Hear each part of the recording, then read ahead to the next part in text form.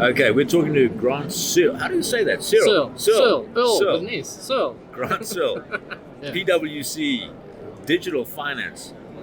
I popped into your talk a little bit earlier there, and you were saying that 45% of functions currently done in a corporate are now being automated. 45%. What does that mean for the future of accounting? I think that's a question that many people are actually grappling with. The first question is, well, am I relevant? And our answer to that is no, you're not. You will be irrelevant if you don't understand what that age actually looks like, and secondly, try and compete against the very ones and zeros that you've actually created. Right. So, is there going to be a future world of finance? Yes. Is it going to look different to what it does today? For sure. All right, so describe that. How's it going to look different? So, how's it going to look different is it's going to be more around the insight and taking the data and the information that you have and moving that into an actionable way of navigating a future imperfect business in a paradigm where there's uncertainty. Right. That's going to be the role of finance in the future. Okay, so in other words, the bookkeeping functions of the past, where all you're trying to do is race to find out what happened last month. Yeah. You're going to be looking very much into the future. Yeah, definitely.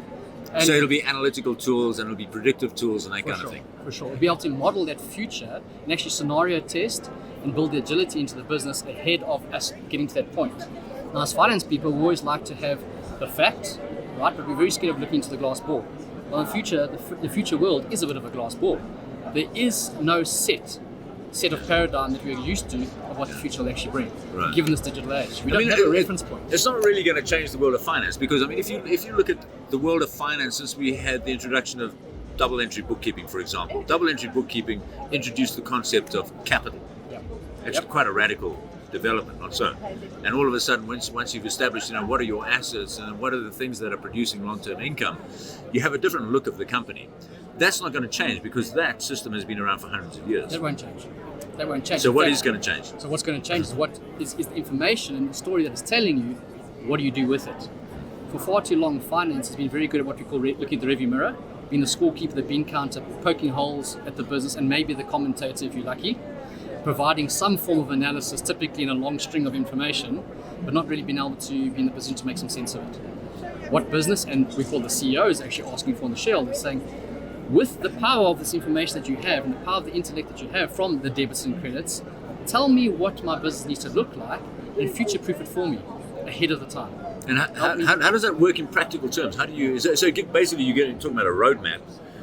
You have funding prediction, you have cash flow prediction, and so you're basically just setting up the milestones on achieving those goals. But then also what you do is you're actually building scenarios, a lot of what-ifs.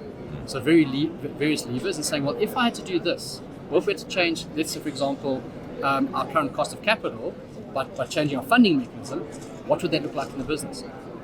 What cash would that free up in terms of future investment? What are the things we should get out of? What are the things we want to continue, as an example? Often finance aren't involved in that. Finance are, well, this is kind of historically where we've been. And by the way, we're getting to so late, the business already moved on. Yeah. So the future world of finance is a lot more predictive, a lot more analytical, a lot more insight, a lot more commercial business acumen driven. So we talk about the future persona of a finance person, whether it be the CFO or the finance function. And we're saying there's many jobs that will have to be formed within the realm of finance that today do not exist. Okay. So we talk about digital inquisitiveness. We talk about analytical capability. What's the table there? Is that coming through? No, it's okay. Right. Oh, okay. We've got a microphone. All right. So and we talk about analytical capability. That is a very different mindset, very different skill set. And actually having the courage and the conviction to say, my interpretation of what I'm seeing means that this is what it's going to look like in the future. Right. I mean, one of the criticisms of budgeting, budgeting is the system that is used in companies to sort of, plan that roadmap. But it's static, isn't it? Yes. I mean, so there's a move towards rolling forecasts, for example. It's like, conditions have changed, and so it does give you that ability that you're talking, that predictive ability you're talking about, does start to feature, and there's new ways of looking at the processing of numbers. Yeah. So for us, again, we talk to 2,500 or work with about 2,500 finance functions, CFOs or personas globally per year. And the common denominator to this is our budget process is archaic, it's high amount of effort, it takes us a long time, 3 to 6 iterations of this budget, right? It consumes an inordinate amount of energy, and the first day you publish it, it's old. It's old, yeah. And actually, generally, when you do a comparison of the actual to your budget, you're probably about 200% out anyway. Yeah. So no one trusts it. I know that's the thing. I mean, like if you're applying to the bank, for example, what's your forecast for the? Exactly. They ignore that. Yeah. So again, and also the way organisations typically have budgeted in the past have never looked at the true drivers behind what is that drives the business, and therefore let me forecast on if those were to change, what it would look like.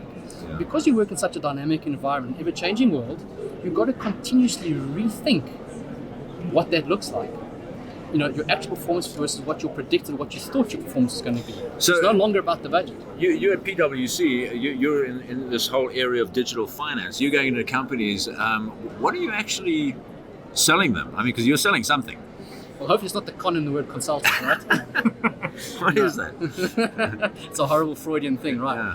No, what we're selling is we're actually selling them a digital journey. We're selling them a future-proof finance function to understand it's how you organize your process, how you organize the operating environment, your people, with a very big emphasis on people. It's no longer about the debits and credits. It's how you organize to be relevant in a future state world that right now, today, is not even sure what's going to be. Right. So we're actually selling the ability and the agility of a future finance persona, as we call it, and the anatomy of what we call a 3x5, of if we could step back from ourselves today and build that future perfect individual persona, these are the 15 attributes this thing would need to subscribe to. Right. And it's that journey.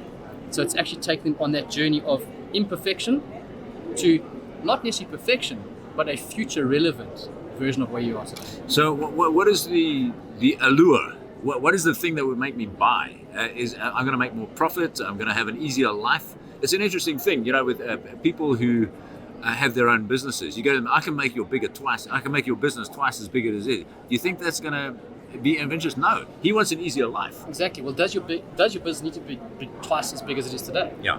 That's the question. Well, we don't necessarily say that's always the answer.